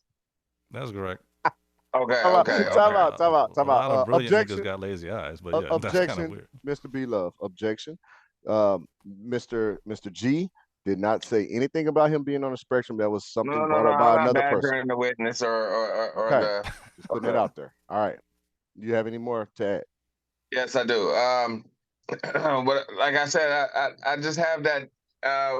What is considered a learning disability? Like just in not being able to read. Objection, Mr. B Love. He never said his client had a learning disability. No, no, It I know was brought Jason up G from didn't, someone but else. I was just addressing the court. I was just addressing Okay. the court, Okay, go ahead. saying that Sustain. I don't want to say that Mr. I don't believe that he had a learning disability. I personally just believe he was just a bully. And I believe that he became a menace because he got bigger and nobody could beat him. That's all it was. Okay. He started out as a bully. Maybe they was teasing him as he was young. He had a growth spurt and he was too big for his age. And he had the lazy eye and they used to tease him and he started fucking people up. And then he said, oh, I got a clue. Hey, I could give me some money. And then he started robbing people. Okay, Mr. B Love, let me ask you, are you trying to help his case or destroy his case? Because it seems you're kind of swaying my opinion now. I'm a Libra, so you know I Try to balance it out. need a Okay. timer all the time. All right. Thank you, Mr. B Love. Jason G, would you like to respond to that or just No, I know we're kind of pressed on time, so we got 2 more commenters. all right. DJ RB3000, go ahead. I think we are not taking any accountability for his actions because, as stated in the movie, he don't be around the corner doing them other niggas like that. So he only was a product of picking on niggas he knew, and he didn't have that smoke for anybody. And he was a jackass because how you sleep with a fucking crackhead and then wonder why your pockets was going through. So it obviously showed he didn't have the best sense either. Mr. G, what do you say to that? I mean, again, it goes to judgment of character. And again, I think it has everything to do with his environment. So, for whatever the reason, he didn't have a support system, and he made very poor decisions. So, again, another good point. Like, why are you with a crackhead? It is what it is. All right. All right, Mr. KO, what do you got, sir? I feel like hurt people. At some point, he was hurt in his life, and he was doing whatever he could to survive since he chose on his own to get out on his own and be homeless because, as stated in part 2, Sticky Fingers was his brother and he wasn't like him at all. One of the things he said was, I'm telling mommy. So that just meant that he was a rogue kid that decided to leave home before time. He was just rebellious. He needed his ass whooped. Wow. Wow. At first, I didn't know if you was trying to help him with take him away, but you did. Jason G, what do you got for that? Oh, that's a solid point. I can't even front because I didn't know that detail about the sequel. So, if in fact he did have at least one parent, then yeah, there's something to be said about that. Okay. All right. Andrea, what do you got, man? Just a thought. Let's say that he really was a product of his environment and he was doomed from the beginning. At what point do we expect adults to take control of their lives despite childhood trauma or limited resources or even lack of parenting? At what point are we responsible for our actions going forward as grown-ups? Like, how long do you get to keep claiming that you had a bad childhood? All right. So, Ms. Stallworth, just to clarify, you're referring directly to Debo. When does he need to grow up? All right, Yes, but I'm posing it as a question for society in general, specifically in the African American communities. At what point do we stop blaming circumstances from childhood and take accountability for actions going forward in our lives? okay, Jason G. Before you get on that shameless plug, dang girl, you need to get on the show more often. All right, so Jason G., what do you say to that?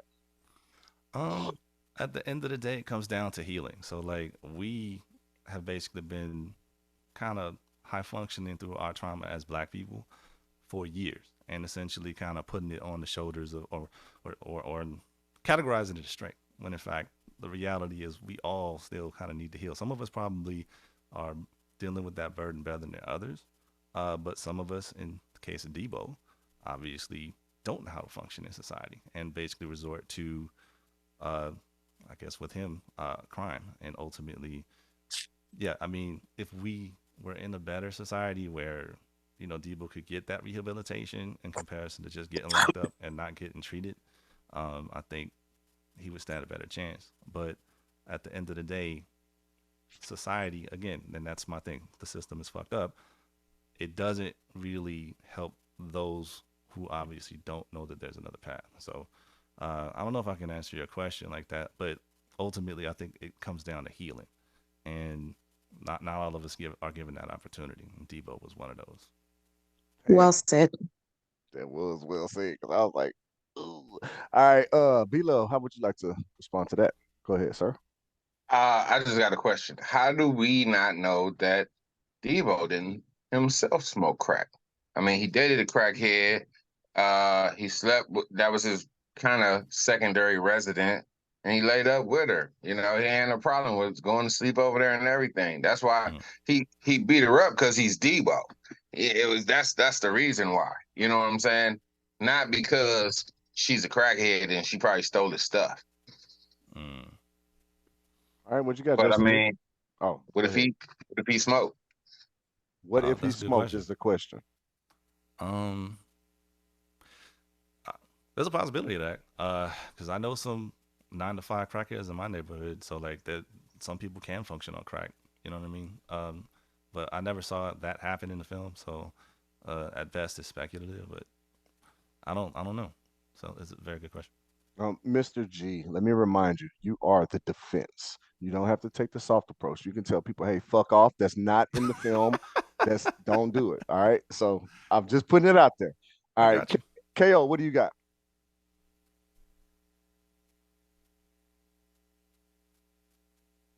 Well, Mr. JG had mentioned something about Debo finding the help that he needed, or acquiring or accepting it.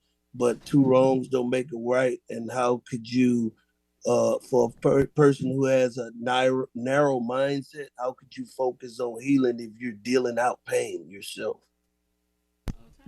Oh wow, that was a good question. All right, Jason G, what do you say about that? I'm sorry, Benita wanted to say hi. So hi, Benita. So Jason G, what do you say about that? I'm not gonna lie, I got distracted because Benita walked in here. All right, so basically, Mr. KO said that. I'm sorry. Go ahead, KO. Tell him again. Say it yourself. I don't want to. Be a show if I wouldn't have known. Two wrongs don't make right, Mr. JG. And for somebody who needs and seeks help, if that's if that's your position on what he should or needs to be doing, then how can someone with such a narrow one-track mind focus on receiving help if he's dishing out pain himself? It's kind of like, if I was to put it in perspective, if I was trying to lift you up in a moment where you're feeling bad, and instead of you wanting to come up to feel better, you want me to come down and feel bad with you. Yeah, I got you. No, at the end of the day, he doesn't do right because he doesn't know any better. And it takes, again, it's not going to take one person. It takes the community, if not the whole fucking country. And we need a complete overhaul. So I keep going back to this because it's not just like a simple fix it. But like, I just start in the community from the standpoint that he ain't got nobody in his corner. So it's just like, how do you help someone who don't trust like the fucking world and does what he does based on what he knows. So that's ultimately the question. In my heart of hearts, I'd like to think that we get together like black folks as a community and basically have enough empathy and just recognize that, all right, you need help. And again, for those who obviously are practicing Christians, do the best that you can and try to love on your neighbor. But I mean, we're all human, so like, there's only so much that you can probably put into that. But great point, KO. I wish there was a simpler solution, but it really comes down to the people who are willing to put in that work. Facts. Okay, KO, did you have a rebuttal, or are you good on that? All right. To make that rebuttal pretty quick, he doesn't have anyone in his corner by choice. He decided to leave the corner, so that's on him. Again, not knowing any better is kind of a stretch to say, because he know better than, like Mr. 3000 said, mess with those guys on the street. He knew better to do a few other things, but his thoughts can't be jaded when it comes to certain people. It's people know who to fuck with, and that's just him. And that's all I got. Thank you, KO. I appreciate that. Jason G, would you like to respond to that, or let it stew? I know we pressed, so like, you're gonna let it stew. Okay. RB, what do you got, sir? We can't stop. We can't keep making up excuses for people fucking up. And I just feel like there's a whole bunch of excuses for that nigga fucking up. That nigga is an ain't shit individual. We need to acknowledge it. We got an excuse on why he does what he does, but that still don't justify the fact why he does it. You know, I worked in law enforcement before, and the nigga selling the most dope and smuggling the most dope in the prison is the one who mama call up there all the time talking about we picking on their baby. So I wonder why he don't see he doing anything wrong, because we justifying dumbass behavior. Oh shit. Okay, Jason G, justifying dumbass behavior. Why do you not see what's going on that's wrong? Again, to KO's point, if he obviously left the home at a young age being stubborn, that just means poor decision making, and ultimately he is dealing with the consequence of that on some levels, but clearly he needs guidance. And so, yeah, I disagree. Fuck the police. Oh shit. All right. Rich Hollywood. I'm sorry. RB, you got a rebuttal. Everybody ain't a fucking scholar, and they got fucking bad people. The sooner we understand that, we'll be all right. All right. Jason G? No. No response. Rich Hollywood, what do you got? First, I'd like to concur. Correct. Fuck the police. But I can't really speak for racial injustice or marginalization. But as far as societal disadvantages and shit, I'm right there. But I mean, that's the choose your own adventure of being a person. You can either use all your past trauma and shit to justify, be a crutch to be like, well, hey, fuck it, it happened to me, and bring more of that shit into the world. Or you can be like, oh, that sucked to feel that way. Why would I spread more of that into the world? Like, that's just the breeding ground for bully. Like, you lash out or get over it and realize life's not fucking fair. Ooh, nice. Jason G? Yeah.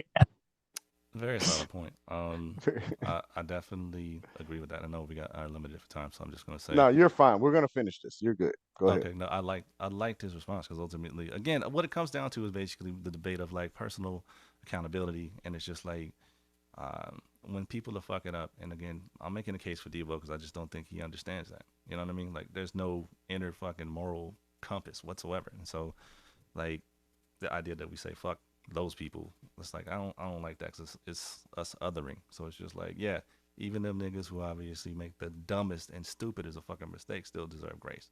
That's just me. But everybody ain't gotta float like that, you know what I mean? And so again, it comes down to those who are willing to put in the work to help those who need that kind of help, even when they don't want to receive it. All right. Well, that's it. That is time. Ladies and gentlemen, at this point, we are going to conclude this. If you can go into the comment section, G for guilty for Debo, NG for not guilty for Debo. Who just left without fucking voting? Who the fuck? Like, come on. Like, just vote before you leave. Jeez. All right. Well, I'm not even gonna BS. this is just me being a judge. There's so many times where I can sit here and who the fuck is HG? Um, highly guilty. I don't know what the That's fuck. hella guilty. Hella guilty. Okay. And so many times where no matter what the person done, the fucking defense makes you like that person. And due to the fact that I can read this shit right now and I can already tell where this is going, I'm putting my vote. So as I go down here, this grandma gave me that. As I go down the list, ladies and gentlemen, we got guilty, guilty, hella guilty, guilty, one not guilty, and then another guilty. Grandma gave me that chain. Jason G, you did not successfully defend that client. Okay. I believe in you. I thought that that was a great defense. This is something that we're appreciate it. probably going to have to touch on. We're probably going to get this shit ready for the next year. Like we don't want a negativity going on throughout the new year. We're going to start off fresh and make it all great and awesome. But this was fucking awesome. Yeah, I appreciate it. Wait a minute. Also, hold on. Sir, you got to stop everything you're saying. It's Stallworth, what do you got? I just want to say I don't typically get on the show. I thoroughly enjoyed this. Jason G, I thought your argument was beautifully presented. I really did. And yours is the first one tonight that I was like, I don't know. You kind of swayed me a little bit, but not quite. And I just want to give kudos to my husband because he presented this topic to me a while back, and I watched him, this was his brainchild, and I thought it was a great idea. And him and RB working together to bring it to fruition was really great. So kudos to all of you guys. I appreciate that. I'm not gonna lie. Go ahead. No, I just wanted to say originally I was gonna try to defend Candace Owens, but I was too much, bro. I went down to Wikipedia and it was just like, holy shit. Yeah, impossible. Impossible. Hey, RB, tell them what you had for Candace Owens real quick. RB, okay. RB said, I'm gonna defend Candace Owens. If it's like not enough people that's gonna defend people, I'm gonna defend her later. And I'm gonna say this and this and this. And I was like, you can't win that one. You can't win that. But in reality, that was awesome. And I really appreciate you, Jason G. That was beautiful. I think that and the system is this. It was $100 up for grabs if you can successfully defend your client. No one successfully defended their clients. So what I want to do is we're going to go to the page, all right? On the page, everybody who's involved here, so it's only 9 people here right now. Antoine, what's up, player? You just got here, so you didn't understand none of the shit that's going on right now. But everybody who was on the show tonight, go to the page and vote for the most compelling argument for defense, and that person will get a $50 cash out. Just because we didn't get a winner, but I feel like this was a success based on the fucking defense. It was awesome. RB, thank you for doing Harvey Weinstein. That you brought a lot to the table. I'm not gonna lie. I'm so anti Harvey Weinstein, but you did put it to a point where I was like, well, damn, this is true. This is true. I felt everything that you said about Harvey Weinstein could be applied to Bill Cosby. So I'm just gonna put that out there. I love Bill Cosby. Let's see who else. We got one that's gone. B Love, thank you for doing Lester Wallace. It was very awesome. It was very fun. It was a lot more fun than me doing Amber Heard to do Lester Wallace because we have like years of letting it stew and enjoying it. But I don't for me personally, that fucking Debo shit, maybe it was how he talks, I don't know. That shit took the cake for me. So Jason G, you got my vote first and foremost. I don't know if y'all saw it already. I put the post out for Wednesday. I'm gonna go live in here. The same shit that got you here. Click that same shit, and I'm gonna do a tribute to Pharrell. I'm gonna do an hour of just mixing. I put a post on the page. Give me your favorite Pharrell song. If it's in the comments, I will play it. All right. And I'm gonna play a bunch of other shit too. I got an hour. So by all means, I fuck with y'all. Thanks for fucking with us. Studio 5191, year 3. We starting year 3, y'all. I'll fuck with y'all next time. RB, you got something to say? He said thank you. I know how he talk. I'll holler at y'all next time. See y'all later. Peace.